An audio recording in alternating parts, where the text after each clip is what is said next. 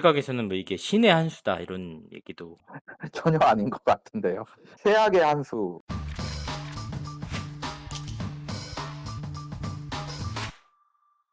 근데 이제 뉴진스 멤버들은 제3자가 뉴진스 연애 활동을 침해하거나 방해한 경우 어도어가 그 침해나 방해를 제재하기 위해서 필요한 조처를 할 의무를 규정하고 있고, 어도어가 이 의무를 위반하는 경우 뉴진스 구성원들이 이 전속 계약을 해지할 수 있다. 이렇게 이 점을 근거로 해가지고 계약 해지를 주장하고 계시거든요.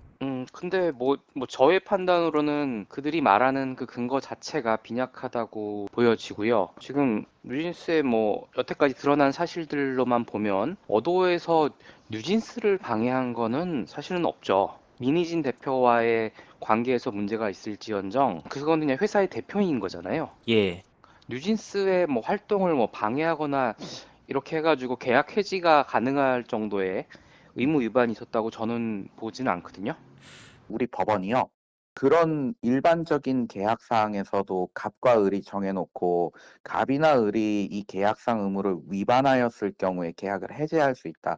이런 조항 들어가 있는 계약들 굉장히 많습니다. 네, 근데 우리 법원은 해제 인정하기 위해서는 계약 목적을 달성할 수 없을 정도로의 중요한 의무 위반이라고 봐요. 예, 그 경우에만 해제를 인정해주고 그게 아닌 이상은 손해배상으로 끝냅니다. 네, 그게 관건일 것 같아요. 그래서 여기 사안에서는 뉴진스에서 얘기하는 8가지 요구사항 자체가 예, 그 사항 자체도 불특정됐고 음, 너무 추상적인 선이고 음, 또 상대방과 사이에 직접 발생한 것이 아니고 예. 설령 그런 모든 문제가 있다 하더라도 전속 계약을 목적을 달성할 수 없을 만한 그게 그 사유까지는 이르지 않기 때문에 계약 해제가 저는 불가능할 것 같습니다. 제가 추가적으로 좀 확인해 보니까 어도와 그 뉴진스 간에 이 조항에 일반적인 표준계약서랑 다른 내용이 있다고 하더라고요. 근데 네, 일반적인 표준계약서상에는 의무를 위반하는 경우라고 적혀 있는데, 네. 뉴진스 어도 계약서에는 중대한 의무를 위반하는 경우라고 적혀 있다고 하더라고요. 그러면 더더욱 그 해석이 맞는 것 같습니다. 기본적으로도 법원에서 그렇게 중대한 의무를 보는데 계약서상에까지 이렇게 중대한이라고 적혀 있으면 좀 더 엄격하게 네, 볼 수 있다는 말씀이신 거죠? 더더욱 엄격해질 거예요. 문구상 차이가 있고 당연히 차이가 있다고 봐야겠죠. 음, 하지만 단순히 위반이라고 봐도 그렇게 위반한 부분이 있나라는 거는 저는 그렇게 생각합니다. 예, 예. 네. 단순하게 그냥 위반이라고만 돼 있다고 하더라도 음, 이걸 과연 위반으로 볼 수 있을까? 민희진과의 관계가 문제인 거지 예. 유진스와의 관계에서는 그렇게 문제가 있다라고는 생각이 안 들어서. 변호사님이 전체적으로 보시기에 멤버들이 주장을 했던 이제 8가지 그 문제 제기에 대해서 계약 해지에 이를 정도로까지 유효한 법적인 내용은 아니라는 말씀이신 네, 거죠? 그렇게 유의미한 내용은 아니라고 봅니다. 그리고 이런 일방적인 선언에 대해서는 당연히 법원에서 최종적인 판단을 할 거고요. 그럼 뉴진스 이번 계약 해지 선언이 좀 정당한 요구라고 좀 보고 계신지. 저는 하나도 안 정당하다고 보입니다. 예. 조금 판단 미스거나 아니면 일부러 이런 분위기를 만들어 가지고 상대방 역시도 그런 분위기에 동조하게끔 해 가지고 계약 해지를 만들어 내려는 좀 전략적인 술수가 아닐까 하고 생각합니다. 일각에서는 뭐 이게 신의 한 수다 이런 얘기도 하시긴 하셨어요. 전혀 아닌 것 같은데요. 네. 최악의 한 수라고 보시는 게 더 맞는 것 같습니다. 그러면 이제 어도어에서는 뉴진스 멤버들에 대해서 전속 계약 확인 해소를 제기를 했잖아요. 그래서 제가 알고 있기로는 손해배상 청구 같은 걸 하면은 계약이 자동적으로 이제 신뢰 파탄으로 봐서 해지가 되는 걸로 알고 있는데. 그건 아니고요. 네. 손해배상이라는 전제는 음. 그 계약을 해지를 하는 걸 전제로 하는 거. 손해배상을 청구했다고 해지가 되는 게 아니라 네. 손해배상 자체가 이제 계약이 해지됐으니까 손해배상을 해라라는 그런 액션이니까요. 그들이 주장하는 해제를 인정하는 게 되는 거죠. 일각에서 나온 의견들은 본인들이 기자회견을 통해서 이제 전속 계약 해지가 됐다고 밝혔잖아요. 하이브에서 만약에 소송을 진행할 경우 소송 자체나 손해배상 소송 같은 경우에는 더더욱이 신뢰관계 파탄을 보기 때문에 어떠한 소송이 들어와도 결국은 신뢰 파탄으로 인정받을 것이다라는. 전혀 아닌 이유가 우리 국민들이 권리를 마지막 선에서 구할 수 있는 최후의 보루가 소송입니다. 예. 우리 뭐 과거에 이 결투를 할 수 있다거나 어디 가서 협박을 해서 뭐 돈을 받아오거나 이런 거 다 불법이잖아요. 예, 자기 권리를 실현시키기 위해서 소송을 진행하는데 그걸 가지고 신뢰관계가 파탄됐다? 그렇게 보는 것은 조금 아닌 것 같습니다. 그 확인해소의 경우에는 신뢰 파탄으로 보기는 어렵죠. 어려울까요? 확인해서는 계약이 존재하고 있다는 걸 확인해 달라는 거잖아요. 음. 그거는 우리가 의무 위반을 안 했다라는 걸 확인해 달라는 소송이기 때문에 예. 이건 신뢰 파탄으로 보기는 어렵죠. 아니, 확인해서는 음. 전속 계약이 존재하기 때문에 예. 다른 데서 활동을 해서는 안 된다라는 취지고요. 예. 그리고 그것을 위반할 때 하루당 또는 위반행위 1회당 얼마의 뭐 손해배상금을 지급하라, 얼마의 금원을 지급하라, 요런 식으로 결정이 나옵니다. 해서 이거는 뭐 신뢰관계 해제 입장하고는 정반대되는 거죠. 만약에 법원에서 존속계약 확인의 소송을 인용해줬다. 예. 그것은 신뢰관계 파괴가 없다. 계약은 유효하다라고 보는 전제하에서 인용을 해주는 것 같습니다. 어쨌든 이게 전속 계약은 아직까지 어도어 측에서는 유효하다는 입장인데 뉴진스 멤버들이 이 일을 무시하고 활동을 강행할 때 법적으로 받는 좀 페널티나 좀 문제가 있을까요? 일단 손해배상금이겠죠. 활동을 못함으로써 발생하는 손해 그 자체가 있을 것이고요. 어도어한테 발생하는 거예요. 그거 같은 경우에는 뭐 순이익금을 기준으로 하면 되겠죠. 과거의 순이익금이요. 예. 그리고 그것과 별도로 이 위약벌이라는 것은 손해배상금하고 별도로 내는 거예요. 예.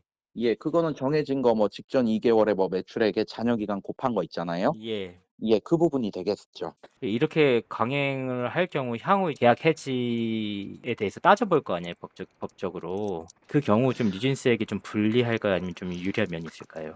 저는 불리하다라고 보고 있습니다. 뉴진스가 주장하는 계약 해지 사유가 그렇게 뭐 공감이 가거나 법적으로 의미가 있다라고 이제 보여지지가 않아서요. 법조인이 보셔도 좀 약간 무리하다고 좀 보이시는군요. 네네, 예, 저희는 많은 변호사들이 이렇게 생각하고 있을 겁니다. 확인해소에서 법원에서 어도어의 손을 들어줬을 때 멤버들이 활동을 강행할 경우 그러면 일당 뭐 부과금이라고 해야 되나요? 벌금 같은 게 부과되나요? 네, 확인해소로 가서 있다고 한다 그러면 거기에 따라서 손해배상에 그냥 측정이 될 겁니다. 예. 법원에서 아마 근데 확인해 소송에다가 그 동안에 뭐 변론 종결 전에 청구 취지를 추가해가지고 변론 종결 당시까지 발생한 이 손해액은 또 이겁니다라고 해서 추가를 할 수도 있고요. 다만 그렇게 하면 소송 기간이 좀 길어질 수가 있겠죠. 그래서 단순히 확인해소만 제기해서 빨리 끝내고 추후에 금원 정산은 어차피 수익이 발생하면은 이쪽에서 분배를 해야 되는데 거기서 까고 주는 방식으로도 정산을 할 수 있을 것이고요. 법원에서 뉴진스 멤버들의 손을 들어줄 가능성은 좀 어느 정도라고 좀 보세요? 저는 어도어 측 손을 들어줄 가능성이 98%라고 보입니다. 98%, 99%? 네. 예, 뉴진스 쪽은 뭐 1%? 예. 법관도 뭐 사람이고 재판도 사람이 하는 일이잖아요. 예. 뭐 100%라고는 얘기 못할 것 같습니다. 그럼 결국은 이번 그 재판이 향후에 좀 연예기획사 행보에도 굉장히 중요한 의미를 지니는 재판이 되겠네요. 저는 뭐 중요한 의미라기보다 너무 당연한 것을 확인하는 재판이 될 것 같습니다. 큰 무리 없이 네. 그 어도어 쪽으로 좀 승산이 있다고 보시는 거죠, 그러면? 제가 보기엔 그렇습니다. 뉴 버리고 새 판짠다는 그 이제 하이브의 그 문건이 신뢰 파탄의 뭐 근거가 되는 데다가 두 번째는 하이브와 어도어가 한 몸이라는 걸 뭐 입증할 수 있는 자료들이 많다는 이렇게 주장도 하시거든요. 내부적인 문건에 대해서 얼마만큼 그 효력이 있는지에 대해서는 좀 고민을 해봐야겠지만 계약에서 일단 서명한 이상 계약 해지 자체가 그렇게 쉽게 빠져나갈 수 있는 건 아니거든요. 어떤 계약서나. 예. 그래서 제가 보기에는 이전까지 활동에 문제가 없었던 만큼 그거 가지고 계약 해지가 타당하다라고 보기는 좀 어렵지 않나라고 생각하고 있습니다. 그 뉴진스 멤버들이 그 오늘 입장문을 냈는데 이미 투자금을 초과하는 이익을 어도어와 하이브에 돌려주었습니다. 이렇게 주장을 하고 계시거든요. 네, 그런 부분들이 법적으로 받아들여질 여지가 있으실까요? 계약을 하고 거기서 발생하는 이익은 원래 계약상으로 당연히 서로 간의 분배 비율에 따라 나눠 가야 되는 것인데 그리고 앞으로 더 많은 그게 나눠줘야 될 의무가 있는데 그걸 안 했다는 건데 과거에 줬다는 걸로 앞으로의 계약상에 뭐 변동을 생길 수 있다. 그러면 누구에게나 예상치 못한 이익이 생기면 다 계약 내용을 변경할 수 있다라는 의미와 가능한데 저는 불가능할 것 같습니다. 뉴진스가 계약 해지 선언을 기자회견을 통해서 했잖아요. 이 부분이 법적으로 문제가 없다고 좀 보시는지. 그러니까 원래는 계약에서 이제 뭐 일방적으로 탈퇴를 하겠다라고 선언했다고 계약 탈퇴가 되는 건 아니죠. 그리고 이제 결과적으로는 그 부분은 최종적으로 이제 법원에서 판단될 문제이기도 하고요. 저는 내용 증명을 통하던 기자회견을 하던 다 똑같은 방식이라고 보이긴 합니다. 네. 우리가 사람들이 뭐 변호사를 써서 분쟁이 생기면 내용 증명을 보내야 된다. 근데 그건 사실 의사를 분명하게 전달하기 위한 방식 중에 하나일 뿐이거든요. 왜냐 그러면 내용 증명은 총 세 부를 만들어 가지고 우체국을 가요. 한 분은 보내는 사람, 한 분은 받는 사람, 한 분은 우체국에 보관을 하거든요. 예. 그렇게 되면 우체국에 한 부가 있으니까 몇 월 며칠 날 무슨 의사표시를 발송을 했고 그게 언제 도달했고 그 내용은 뭐냐가 증명이 되기 때문에 분명하게 내용 증명으로 하는 거예요. 네. 근데 구두로 하든 문자로 하든 다 똑같아요. 사실 효력은요. 기자회견을 통하더니요. 그래서 어떤 방식으로든 상관이 없는데 근데 이런 부분에 관해서 유진스가 좀 성급하게 기자회견을 한 느낌은 있어요. 본인들 주장이 그렇게 세지는 않은 편인데 그걸 내용 증명을 한 번 더 보내가지고 외부에는 알리지 않은 상태에서 그렇게 조율을 해보고 우리가 이길 수 있는지 부분을 보고 이렇게 할 수도 있는데 좀 너무 근데 그거 전략적이라고도 볼 수 있겠죠. 그들 입장에서는 빠르게 신뢰관계를 하기라는 이런 외양을 만들기 위함이었다 그러면 그것은 뭐 법적인 근거가 부족하다 그래도 내 목적은 그거다라 그러면 기자회견을 선택하는 게 그들 입장에선 맞았을 수도 있고요. 예.